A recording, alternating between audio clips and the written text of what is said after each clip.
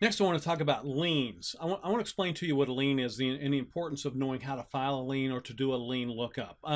Every once in a while, maybe you as a dealer or the dealership that you're working for, maybe you're a buy here, pay here dealer, and you might sell a vehicle for $1,000 down and the customer still owes you $5,000. Well, what is going to ensure that that customer does not resell that vehicle until they have paid you off? Well, you need to have the ability to put your financial claim on the vehicle, which is what we call a lien. So you put a lien on the vehicle, and that customer is not going to be able to resell that or trade it in or anything like that until they have actually paid that lien off. So you can release the lien. Okay, so now a couple of things about it. Even if you work for a dealership that's using third-party lending, a third-party lender is somebody that where you basically log on and they do your financing for you. A lot of third-party lenders actually require you to file a lien as well, so that shows that they have a financial claim on the vehicle as well.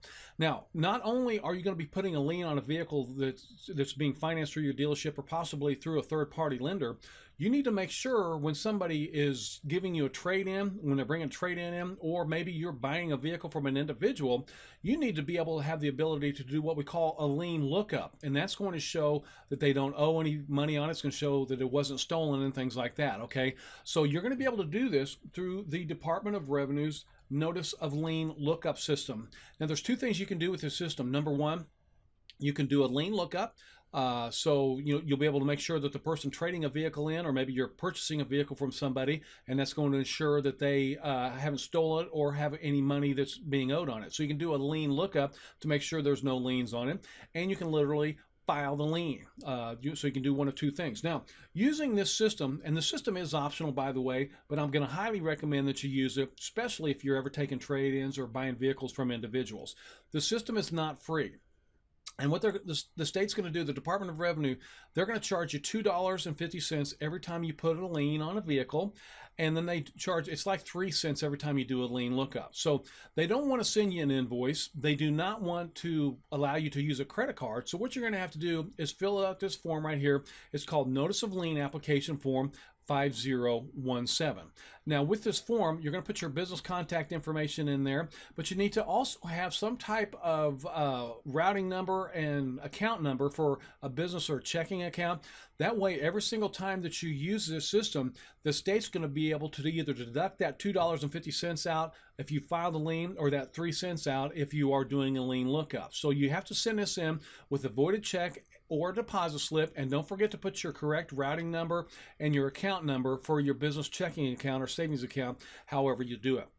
Now, I want you also to be aware the Notice of Lien Lookup System, it's a very secure system. So the state only allows, say for example, Missouri towing companies, Missouri attorneys, and you as a licensed Missouri motor vehicle dealer or an employee of a licensed Missouri motor vehicle dealer are going to be one of the very few business entities that even has access to this system.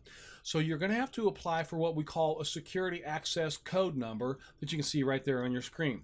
This is going to give you the ability to file a lien, to do lien lookups, and you'll also have your own security access code number. So when you're filing a lien, you can do it on phone or you can do it online. If you're doing it on phone, you just call them up and say, hey, I want to file a lien. They'll say, what's your security access code number? You'll read that, and then they'll want to know the VIN, and then they'll put a lien on that, and they'll pull $2.50 out of your checking account, or 3 cents if you're just doing a lien lookup. Now, one crucial thing that I'm going to remind you here, as a buy here, pay here dealer, for example, you're going to be the one that controls the lien on this vehicle. A state law in Missouri actually requires you to release a lien within 5 business days of the payoff. Otherwise, you would face a mandatory $2,500 state fine. So, if your customer has done their job and they have paid that vehicle off, make sure and do your job and release that lien.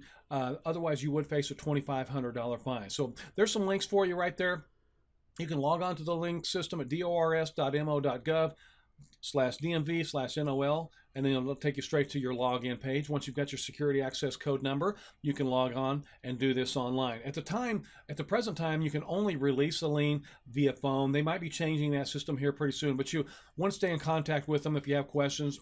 And they have a special email for you, mvbmail@dor.mo.gov, regarding any lien questions, so you can call them directly, 573-526-3669.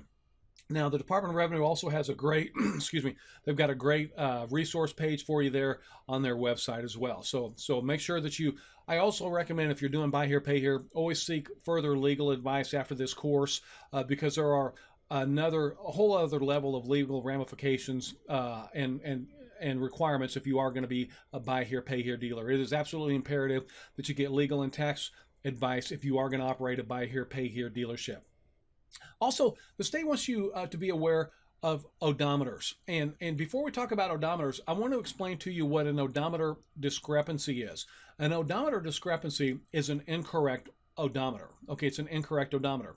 Now, the state of Missouri has odometer reporting exemptions for any vehicle that's over 10 years of age. So you don't have to record the vehicle's mileage if a vehicle's over the age of 10 years.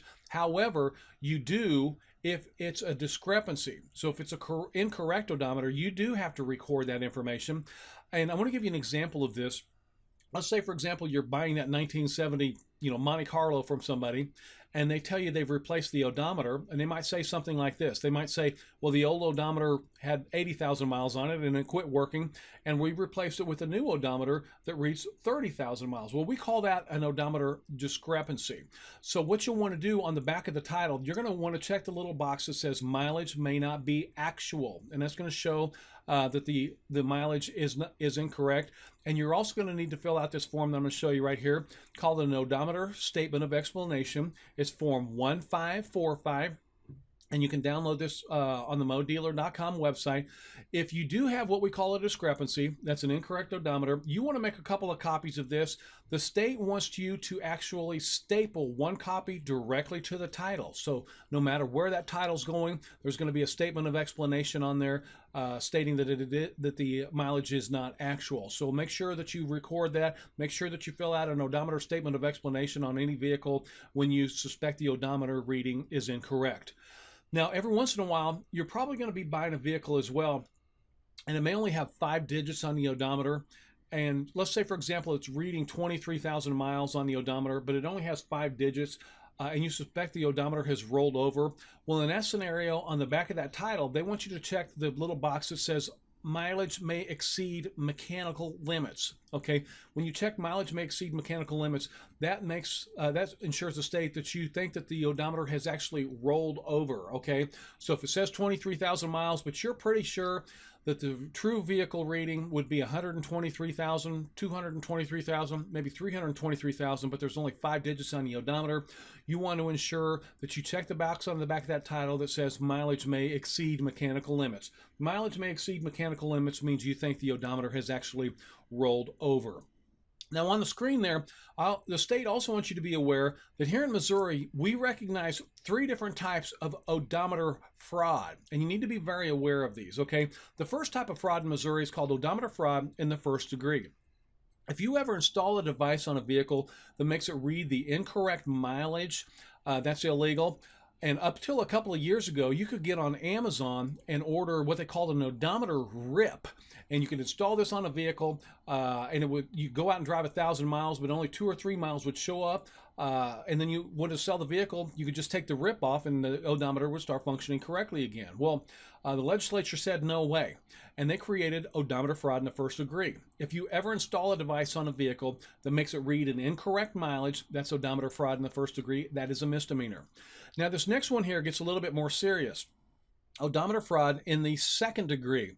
If you ever alter, reset, or roll back an odometer, that's a felony on every single vehicle that you've done it to. And you would think that nobody in the state would ever do this, but there was a dealer in Southwest Missouri here recently that was convicted of rolling back 9 odometers. And he was literally charged with 9 separate felonies, and now that dealer in Southwest Missouri is sitting in a Southwest Missouri prison. So you would think people weren't doing this anymore, but actually it still does go on, and we call that odometer fraud in the second degree. You can never reset, alter, or roll back an odometer. Now, this next one you may not be aware of. It's called odometer fraud in the third degree. State law does not allow you to operate a vehicle on any Missouri roadway if the odometer is not functioning or if it's been disconnected and that vehicle is less than 10 years of age. So if you've got a vehicle that's less than 10 years of age and the odometer is not functioning, you are not allowed to drive that on any Missouri roadway. Now, you could go buy that, or the dealer you work for could go buy that. Now, you would have to tow it or flatbed back to a repair shop and get the odometer fixed before you resold it. And I would certainly let all customers know that you have done a major odometer repair. You know, you could let them know about that on that odometer statement of explanation. That would let them know that there was a major repair. So make sure that you follow odometer laws, and the state wants you to be aware of. There are 3 different types of odometer fraud that you need to be aware of.